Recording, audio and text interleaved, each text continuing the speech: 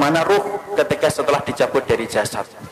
Maka kalau kita membaca dalam satu riwayat dari Bara' bin Azib, kita akan menjumpai ruh itu kalau dicabut dari jasad, maka kita harus paham, malaikat itu Pak, kalau akan mendapati orang itu meninggal dunia, maka para malaikat itu akan datang serombongan.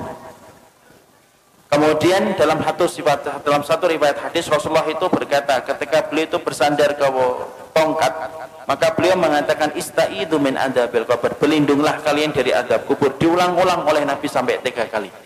Kemudian Nabi mengatakan idza kana al-mu'min fi inqita'i minad dunya wa iqbalu minal akhirah.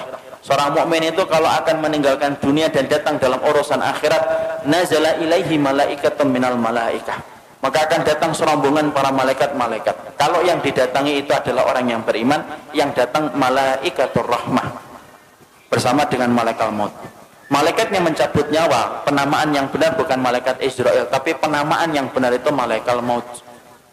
Dia datang serombongan bersama dengan malaikatur rahmah. Para malaikat kemudian di mana? Fajalasu inda mudil basar. Para malaikat itu duduk sejauh mata orang itu ketika memandang. Makanya orang kan kadang-kadang kalau mau meninggal dunia begini.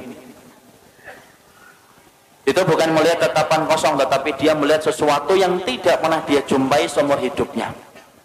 Mana malaikat itu kalau yang akan dicabut adalah orang yang beriman, malaikat itu akan membawa 2 barang. 1, kafanun min akfanil jannah, kain kafan dari surga.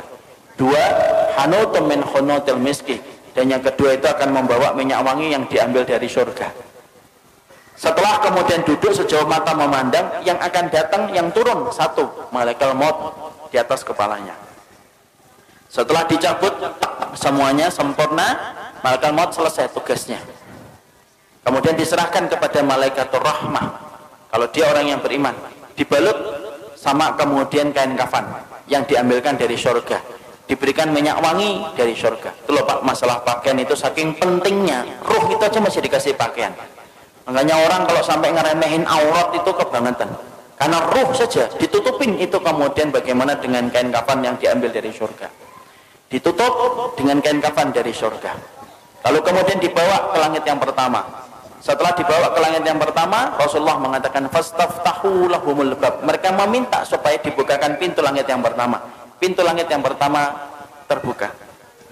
Kemudian mereka memasuki pintu langit yang pertama, karena sesungguhnya langit itu ada 7 lapis. 1, 2, 3, 4, 5, 6, 7.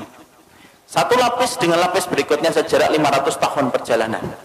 Lapis yang kedua dengan lapis yang ketiga 500 tahun perjalanan. Atasnya Pak ada pohon bidara Pak, makanya dinamakan Sidratul Muntaha. Sidrah itu bidara, Muntaha itu puncaknya langit. Di atas langit yang ketujuh ada lautan. Dari dasarnya sampai permukaannya 500 tahun perjalanan. Di atasnya tempat yang begitu besar. Itulah nanti kemudian yang menjadi salah satu tempat arasy-Nya Allah. Maka naik itu melewati langit yang pertama. Seluruh para malaikat gemuruh Pak, cuma kita tidak mendengar. Kita tidak pernah mendengar itu. Makanya dijadikan, kenapa pendengaran kita terbatas? Kalau dijadikan pendengaran kita sensitif, malah tidak bisa tidur. Karena tiap hari kita akan mendengar omongan para malaikat, dan kita akan mendengar omongan orang ketika mati, dan apa yang disampaikan oleh para malaikat di atas langit. Dijadikan pendengaran kita terbatas karena ada banyak hikmah. Melewati langit yang pertama bergumuruh para malaikat yang kemudian berkata, maniruh hadat tayyib. Ini pemilik ruh yang baik ini miliknya siapa? Hadza fulan bin fulanan. Ini disebutkan namanya yang terbaik yang dia pernah miliki ketika di dunia. Seluruh malaikat menyambutnya. Naik ke langit yang kedua, minta dibukakan pintu langit yang kedua, dibukakan. Terus sampai akhirnya menembus langit yang ketujuh. Ketika meminta untuk dibukakan pada langit yang ketujuh, maka Allah berfirman, sesungguhnya aku menciptakan dia dari tanah, aiduhu ilal ardi, kembalikan dia ke bumi, maka disitulah aku menciptakan, dan disitulah kemudian aku akan membangkitkan kedua kalinya. Akhirnya para malaikat kemudian membawa ruh itu, kemudian ketemu dengan jasadnya yang sedang dibawa oleh para pelayat ke area kuburan. Maka kemudian bertemulah kemudian jasad itu dengan ruh. Ya, jasad ini masih dipakai? Enggak, ini sudah selesai. Jadi yang kita pakai ini jasad sementara saja, ini kendaraan kita di dunia. Nanti ketika kita sudah mati, ketika dikumpulkan di padang mahsyar, dikumpulkan di surga, tidak pakai jasad ini. Jadi jangan khawatir yang tiba-tiba kemudian kok saya hidungnya gini, tenang, sampai mati doang. Nanti kalau sudah mati diganti hidungnya sama Allah. Karena nanti kalau kita sudah mati, nanti kita akan dikumpulkan di surga. Fisik kita itu sudah beda dengan fisik di dunia. Makanya fisik kita nanti kalau masuk surga sebagaimana fisiknya Nabi Adam. Tingginya 60 hasta, sekitar 30-40 meter. Maka ketika jasad itu dibawa ke liang kubur, sempat diketemukan dengan ruh sebentar. Tapi saat itu jasad sudah tidak ada faedahnya. Kemudian ketika sudah ketemu kembali di area kuburnya, dia sempat mendengar suara terompah terakhir pelayat ketika keluar dari kuburan. Setelah itu kemudian datang pertanyaan mungkar dan nakir menanyakan 3 perkara. Siapa Robnya, siapa nabinya, apa kitabnya, ataupun apa agama yang diutus kepadanya. Setelah dia mampu menjawab itu, maka yang mampu menjawabnya itu siapa? Apakah dirinya? Enggak. Tapi yang menjawabnya itu adalah dibantu sama Allah. Makanya Rasulullah membacakan ayat yusabbitullahu alladhina amanu fil qawli tsabit fil hayati dunya wa fil akhirah. Allah teguhkan orang yang beriman perkataan mereka di dunia dan perkataan mereka di akhirat. Makanya mereka lah yang bisa mengatakan Rabbku adalah Allah, Muhammad adalah Rasulku, dan Al-Quran itu adalah kitab suciku, dan Islam adalah agamaku. Allah yang menggerakkan di atas langit. Setelah dia mampu menjawab pertanyaan yang pertama, maka Allah berfirman di atas arasnya, Shadaqa abdi, hambaku ini jujur, benar dalam imannya sampai dia mau menjawab pertanyaan itu. Waftahu lahu baban ilal jannah, maka bukakan pintu antara kuburnya dengan surga. Malaikat membukakan pintu, tidak ada batasan antara kehidupannya di kuburan dengan surga. Dia melihat surga itu, tapi bedanya cuma satu, dia belum bisa masuk ke surga itu. Kemudian Allah bukakan pintu surga itu. Kemudian datang kepadanya seseorang, kemudian dia bertanya, siapa anta? Man anta? Kemudian dia menjawab, orang yang begitu rupawan itu berkata, ana amaluka sholih, saya adalah amalmu yang sholih. Ini sholatmu, ini puasamu, ini sedekahmu, ini ridhomu, ini takdirmu. Maka ini adalah keikhlasanmu, ini infakmu. Maka saya akan menemani kamu sampai nanti hari kiamat. Saking senangnya, ruh itu kemudian berteriak, teriakannya apa? Ya Rabb, aqimis sa'ah hatta arji ila ahli. Ya Rabbku, tegakkanlah hari kiamat supaya aku ketemu cepat dengan keluargaku. Masya Allah. Jadi memori tentang keluarga itu tidak pernah hilang. Sampai orang ketika di kuburan pertama kali, tidak ada yang dia lupakan kecuali adalah masalah dia bersama keluarga. Nah, disitulah kita paham. Kemudian pertanyaan kita, ruh itu ditempatkan di mana, Ustaz? Ruh itu ditempatkan oleh Allah berdasarkan perkataan yang disampaikan oleh Imam Ibnu Qayyim itu macam-macam. Ada ruh yang ditempatkan di dalam kubur mendapatkan kenikmatan.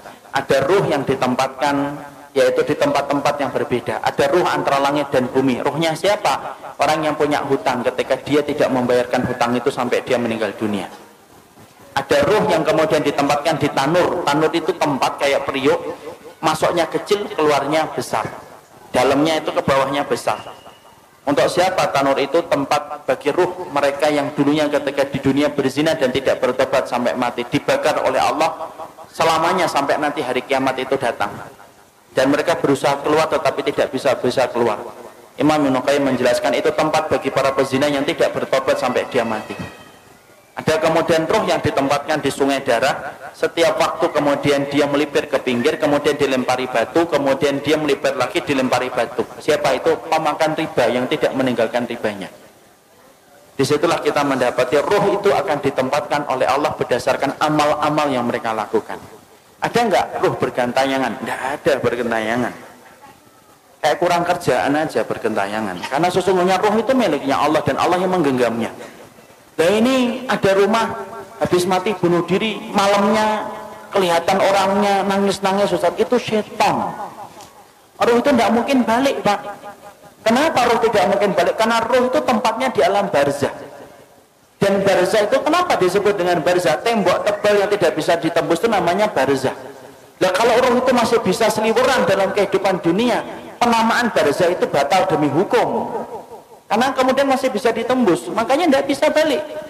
Ada tembok tebal, sebagaimana Allah sampaikan dalam surat Al-Mu'minun ayat yang ke-100, tidak bisa balik. Apalagi sampai kemudian balik, ngeliatin anaknya, rumahnya. Ya kalau rumahnya nggak dijual, kalau rumahnya dijual kan jadinya sedih. Loh, kok sudah ganti orang ya? Karena nggak ada yang bisa balik, Pak. Makanya ruh itu semuanya ditempatkan oleh Allah berdasarkan amalan-amalan mereka, dan tidak ada ruh yang bergentayangan. Makanya kemudian kalau kita dapatin ada tempat-tempat, ada orang mati bunuh diri kok kelihatan ada hantunya, itu bukan ruh, tapi tapi itu setan yang mencari celah dan kesempatan supaya dia itu ditakutin. Kenapa setan itu senang untuk menakuti manusia? Karena setan tahu syirik itu mulainya pertama kali ketika takut. Orang kalau sudah takut maka cenderung gampang untuk melakukan syirik. Kalau sudah syirik nyebar kemenyan. Kalau sudah syirik dia akan kemudian korban di situ, di tempat yang dia takutin. Kalau sudah takut dia akan lewat sambil mengatakan, "Kula nuwun Mbah, ngapunten, lewat Mbah, lewat." Itu kemudian mulainya dari ketakutan. Makanya kemudian tidak ada ruh yang bergentayangan, itu tidak ada. Yang ada itu apa? Setan. Karena setan itu bisa berubah wujud apa saja. Anjing hitam perwujudan dari jin. Ular hitam perwujudan dari jin. Kemudian setan bisa berubah manusia, bisa. Makanya kita dapati ketika Nabi mau dibunuh, siapa yang memberikan saran mengumpulkan 10 pemuda untuk membunuh Nabi Muhammad? Itu setan dalam bentuk manusia. Karena setan itu bisa berubah apa saja, Pak. Dan dia bisa menjadi hantu untuk menakuti manusia. Tetapi roh itu tidak bisa bergentayangan. Roh itu berada pada alam barzah. Dan disebut alam barzah itu karena tidak bisa ditembus dengan apapun. Ya, nggak bisa ditembus apapun. Makanya kalau kita berbicara masalah hantu, hantu itu kan Masya Allah, hantu itu kan beda-beda kan di setiap negara dan setiap wilayah. Kalau di Amerika, hantu itu apa? Hantu itu keren, pakai jas, kemudian giginya runcing, sukanya gigit leher, enak itu. Itulah yang disebut dengan Dracula. Itu hantu Amerika. Kalau Cina beda lagi, hantunya lompat-lompat gitu. Kalau kemudian ada warna kuning berhenti dia, itu hantu Cina. Kalau Indonesia itu yang paling ini, Indonesia apa? Ngesot gitu ya. Itu Indonesia, misalnya ini produk karena penjajahan Belanda. Sampai bayangin hantu itu nyelongso gitu loh. Yang paling keren itu ya Amerika, pakai jas, giginya runcing, takut sama matahari. Kenapa kok manusia itu ketika bayangin hantu itu beda-beda? Karena memang hantu itu hasil dari kemudian bayangan kita sendiri. Ketika setan itu kemudian menakuti kita supaya kita melakukan kesyirikan ketika sudah takut. Makanya tidak ada yang namanya roh itu bergentayangan, itu tidak ada, Pak.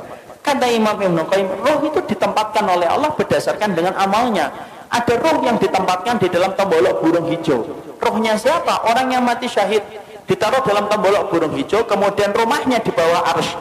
Arsy-nya Allah, mereka tinggal bergantung itu. Kemudian mereka masuk surga di waktu pagi, kemudian pulangnya di waktu sore. Tidurnya di bawah arsy-nya Allah. Ada orang solih ditempatkan di dalam tembolok burung tapi bukan hijau. Dia masuk surga tetapi kemudian dia tidak bisa menikmati sebagaimana para syuhada. Ada roh yang ditempatkan ila rafiqil a'la. Makanya Nabi ditanya, ya Rasulullah, oleh Aisyah, ya Rasulullah, apakah engkau akan meninggalkan kami? Kemudian Nabi menjawab, ila rafiqil a'la, menuju kepada tempat kumpulan teman-temanku yang solih. Itu menunjukkan apa? Roh itu ada tempatnya sendiri. Makanya kalau kita bertanya, apakah roh itu bisa ketemu dengan roh-roh orang lain? Imam Ibnu Katsir menjawab, iya, roh itu bisa bertemu, Pak, selama mereka sama-sama mendapatkan kenikmatan. Tapi bertemunya mereka tidak ada kaitannya dengan kehidupan di dunia. Makanya kemudian Imam Ibnu Katsir itu mengatakan, innal arwah muqassamatun ila qismain. Roh itu terbagi menjadi dua. Ada roh yang mendapatkan kenikmatan, ada roh yang mendapatkan azab. Roh yang mendapatkan kenikmatan, mereka kumpul. Sebagaimana Nabi mengatakan, ila rafiqil a'la. Beliau ingin ketemu dengan rohnya Nabi Musa, rohnya Nabi Ibrahim, rohnya Nabi Nuh, rohnya Nabi Adam. Itu yang dipilih oleh Nabi ketika beliau sebelum meninggalnya dan wafatnya. Beliau mengatakan apa? Ila rafiqil a'la. Makanya Nabi detik-detik ketika sebelum meninggal, beliau melihat ke langit, kemudian beliau mengatakan ila rafiqil a'la, tangan beliau jatuh, kemudian kepala beliau bergeser. Akhirnya beliau meninggal dunia. Berarti roh itu kumpul nggak dengan roh yang lainnya? Roh itu kumpul dengan yang lainnya selama mereka sama-sama beriman. Kecuali roh yang mendapatkan adab. Innal arwah mu'adzabah la tatakian. Sesungguhnya kalau roh yang mendapatkan adab, mereka tidak ketemu. Tapi roh yang kemudian mendapatkan kenikmatan, mereka saling ketemu. Mereka saling ketemu. Dan mereka saling bertanya. Makanya Imam Ibnu Katsir sampai berkata, roh itu kalau kemudian ada yang meninggal, kemudian roh ini orang yang beriman ketemu dengan saudara-saudara mereka yang sebelumnya sudah meninggal, mereka saling bertanya, gimana kabar keluargaku, apa yang terjadi, itu anakku sudah punya anak ataukah belum? Dia akan nanya kepada roh yang baru balik ketika sama-sama mendapatkan kenikmatan. Jadi contoh paling kasusnya Pak, ini saya kaji cukup panjang bersama dengan riwayat-riwayat yang saya peroleh dari Imam dalam riwayatnya Imam Qurtubi. Saya ini misalkan dalam rumah saya, ibu saya meninggal 4 tahun yang lalu. Ibu saya meninggal 4 tahun yang lalu. Kemudian ada itu keponakan beliau itu meninggal 2 bulan yang lalu. Ini kalau sama-sama beriman sebagaimana keyakinan dari Ahlussunnah, Imam Qurtubi, Imam Ibnu Qayyim, itu ibu saya insya Allah kalau beliau mendapatkan kenikmatan di alam kubur akan ketemu dengan keponakannya, sepupunya. Dan ketika mereka ketemu, mereka saling bertanya, gimana kabarnya Fulan? Gimana kabarnya Fulan? Fulan gimana? Bagaimana desa di sana sekarang? Kenapa mereka bertanya tentang keadaan keluarganya dan keadaan kampungnya? Karena mereka sudah terputus kabarnya dari kehidupan di dunia. Makanya inilah yang menjadikan kita akhirnya memahami, ternyata roh itu, dia itu ada yang mendapatkan kenikmatan, dan di antara kenikmatan itu akan dipertemukan dengan roh-roh yang beriman. Sebagaimana kita nanti dalam di urusan akhiratnya di surga, kita akan dipertemukan dengan teman-teman kita yang dulu menemani kita dalam kebaikan ketika berada di surga. Sama, roh pun sama Pak. Jadi di sini kita paham tidak ada roh bergentayangan, tapi roh itu mereka akan mendapatkan tempat yang disebut dengan tempat barzah. Disebut tempat itu barzah karena tidak bisa ditembus dengan apapun, dan roh yang mendapatkan kenikmatan saling bertemu dengan roh-roh orang yang beriman yang juga mendapatkan kenikmatan. Jadi misalkan di sini di Tangmangu ini kalau ada yang sudah meninggal gitu, kalau yang meninggalnya baik, ternyata di kuburan dia mendapatkan kenikmatan, ada saudaranya juga yang meninggal lebih dulu kemudian mendapatkan kenikmatan, itu saling ketemu. Itu saling ketemu deh. Dan itu mudah bagi Allah. Makanya Imam Ibnu Katsir itu menyampaikan itu mudah bagi Allah, karena itu merupakan bagian dari kenikmatan yang Allah berikan sebelum mereka menunggu urusan akhirat ketika kiamat ditegakkan oleh Allah. Nah itulah yang menjadikan akhirnya Masya Allah ya, sedemikian masalah roh itu.